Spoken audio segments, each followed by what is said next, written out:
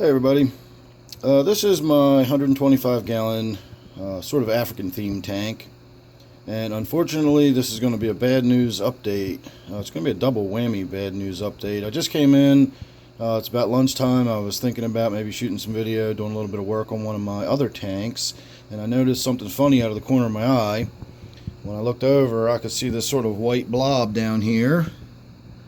And what that white blob turned out to be is one of my Congo Tetras. I think it's a female, but she's still alive at the moment, but obviously that isn't going to last for very long.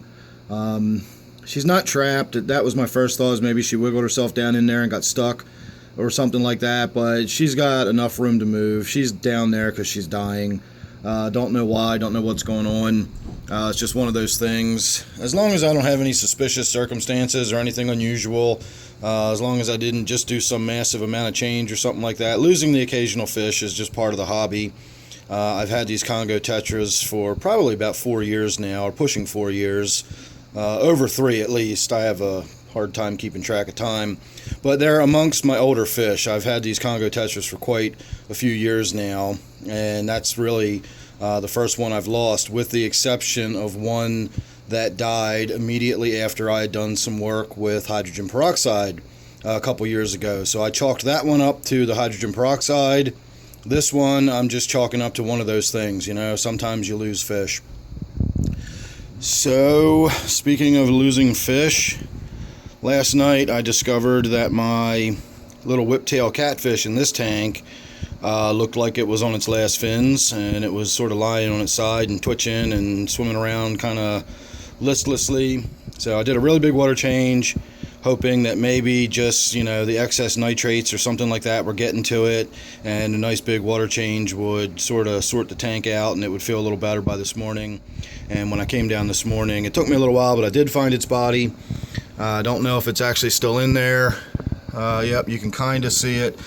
You can see its tail sticking out to the left of that white rock back there, and then that little white speck just sticking out on the right side of that rock back there is its mouth. It's actually lying sort of on its back and its side, and its sort of belly is kind of facing us, so it's definitely dead. And in this case, I do believe it is just I don't have the right water for these. The Farlowellas, as far as I understand it, need pretty soft water. They need a pretty low count of total dissolved solids, and my water is soft, but I've got a lot of dissolved solids in it because of my water softener, and it adds sodium ions, and I've got some other stuff going on in there. I've got kind of complicated water, and it's sort of funny water, and either fish adapt to it or they don't.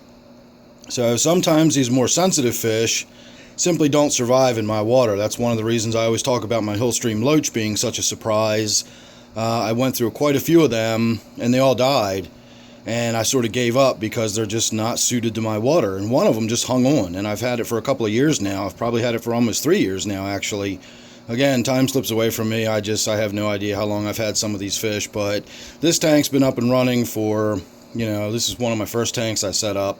That Farlowella probably made it about a year before it died, but I'm sure it is just finally the cumulative effect of being in water that's not right for it. It takes its toll over time. It wears on its system, it beats it up. Eventually they'll start suffering from kidney and liver failure. You know, the worse the water is, the further out of its parameters, the faster it'll have an impact. In this case, it was probably, you know, it just wore on it and wore on it and wore on it, and eventually it gave up the ghost, and I now, you know, don't have a Farlowella catfish in this tank anymore. At least I won't in a few minutes after I get in there and clean it out. So I've got some work to do. Make sure you're subscribed, that way you won't miss anything I got coming up. I will be doing some updates. I got some work going on in my angelfish tank today. I think I'm going to work on getting a little more of the white substrate out of there, and, you know, just sort of work on that tank a little bit, get it moving along. So thanks for watching this one. If you're not already subscribed, please do so, and I will see you real soon on the next one. Thanks again for watching.